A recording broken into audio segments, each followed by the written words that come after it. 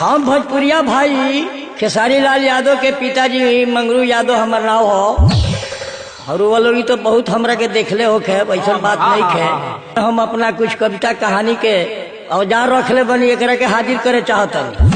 भाई पढ़ा लिखल आदमी ना आई, ठेपा मैन आदमी है। हम लिखले नहीं कि हम कुली कविता सीखले बनी।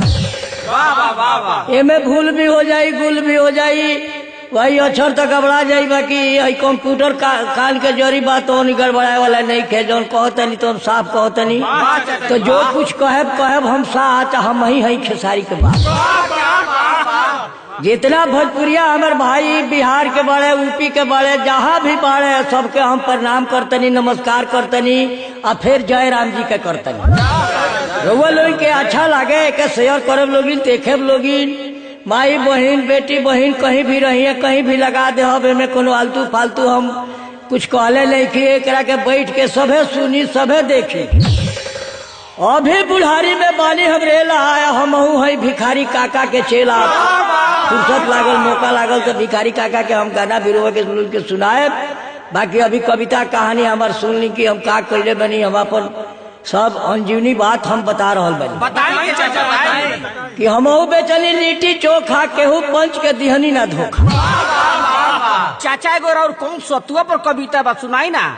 सब भवन में सतुआ राजा, जो वही सानब तो वही बताजा, मरचा प्याज चटनी अगर तगर धरी धर लूकर भाजा।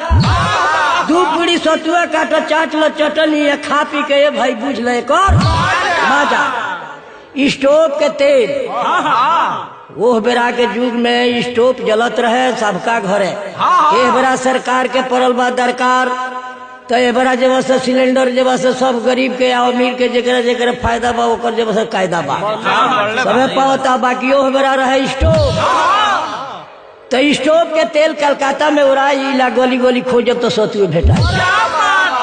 स्टोव के तेल कलकत्ता में उड़ाई, जो गली गली खोजब तो सतुए भेटाई। वही जी के लोग दौड़ दौड़ के खाला, पूजा के लोग खैबो करेला, पूजा के लोग दौड़ दौड़ के खाला। या दिल्ली के लोग मलेरिया से डेला।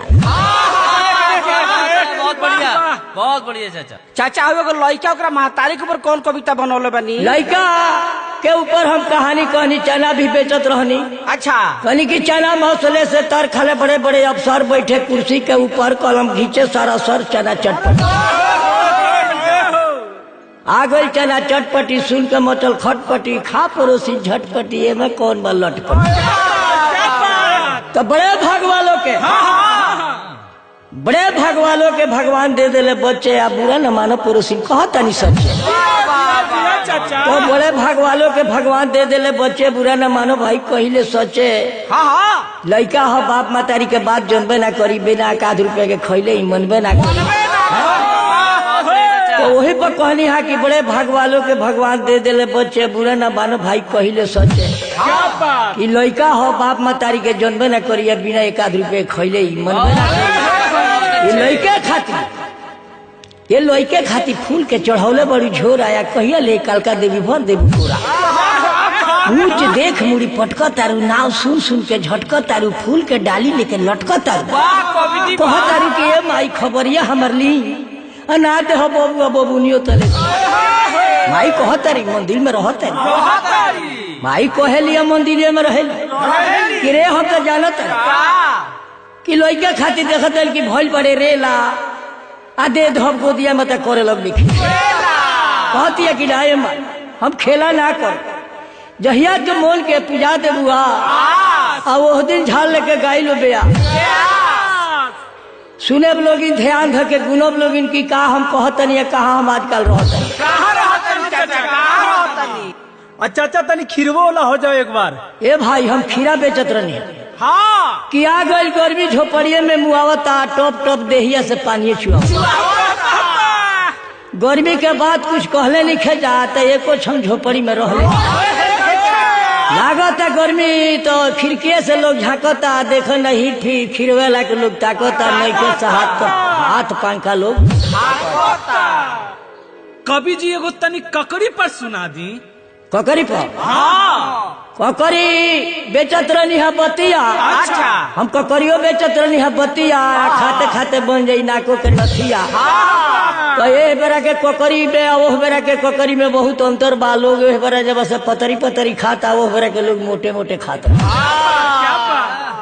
हाँ वो बेरा के लोग मोटे मोटे खात रहे, बेरा के लोग पतरे पतरे खाता। हाँ हाँ पतरे पतरे खाता। तो ये भाई हम सिरफलो बेच ले भाई। अच्छा तो सिरफलो बेच ले भाई, तो लोग पूछी जब भाई सिरफलवा के का फायदा बा। तो गांव में बिहार के तरफ लोग कहेला सिरफल, एजा लोग कहेला बीन। बेन सिरफल के फोड़ दो, पानी में धो के खूब कागजी नींबू गाड़ दो, आ गिलास में लेके ढार दो। धार दो एकर शरबत हो जाई नरमी, आ पीते पीते भाग जाई पूरा पेट के गर्मी। चैतावा झड़ जाई। बेल में ये बा पेट हड़हड़ाता, गुड़गुड़ाता, मरोड़ता, छेदता, बथता, गड़ता, आ देखल नहीं खे मनत पेट वही धीरे धीरे हरता। ए चाचा बाबूजान भैया के संतरा बड़ा पसंद हो, तनी संतरों पे कुछ सुना दी ना। संतरा ओकरा पसंद बा। तो ये भाई संतरा बेचत रहनी है। हाँ तो लाल लाल संतरा एक रंगा से मेल कैले बा, आ चीनी और मिश्री के फेल के। फेल बा। वही संतरा के बन जाला जूस। जूस यही संतरा के बन जाता जूस। जूस यही संतरा के बन जाता जूस, आ पातर देहिया हो जाता पी के तंदुरुस्त। तंदुरुस्त इनमें बहुत फायदा बा, बाकी खैला के कर कायदा बा। कायदा बा। चलो भाई सब भोजपुरिया भाई के हाथ जोड़ के कहते कि जे यदि कुली रउआ सबनी के पसंद पड़े तो ऑर्डर करे। तो भिखारी ठाकुर के दुनिया नाव लेता, उकर के गाना सुनने नहीं के न सुनता। बाकी मौका लागल तो बाबूजान के स्टूडियो में जब से आकर के हम दो चार गाना भी गा के रउआ लोग के सुनाए, देखे लोगिन कि ई खराब बा या कि अच्छा बा। एक निचोड़ रउआ लोग पहले निकाल के हमारा सामने भेजे। वाह वाह वाह। जान फिल्म प्रोडक्शन के करी के तला बखा। जान फिल्म प्रोडक्शन के करी के तला बखा। इतना लोग के स्टार बना दे बाबू। जान फिल्म प्रोडक्शन के लाल बटन दबा दे। बड़का बड़का मोबाइल के जब लाल बटन दबाए लू, तब जब से हमार खिस्ता कविता कहानी जो कुछ कहले भाई रोल के सामने आई। आधा घंटा लागे, पौन घंटा लागे, प्रेम से सुनी लोगी। माई बहनी बेटी फुआ चाची जे जे होई ओकरा सामने रोवा लगी लेके दिखा दे। आ सबे सुनी यदि हमके केहू गाड़ी दे वो लिख के बताए लोगी। आ जे अच्छा कहे वो लाइफ में हमारा डाले लोगी कि हाँ तू ऐसे हई ले जाई कल बड़ा हई चाइज कर। वाह चाचा वाह। ठीक है ठीक है। सुन ली लोगी छठ में की ठीक है। ठीक है। तो हमरो से सुन लीजिए जो कुछ कहनी ठीक है। ठीक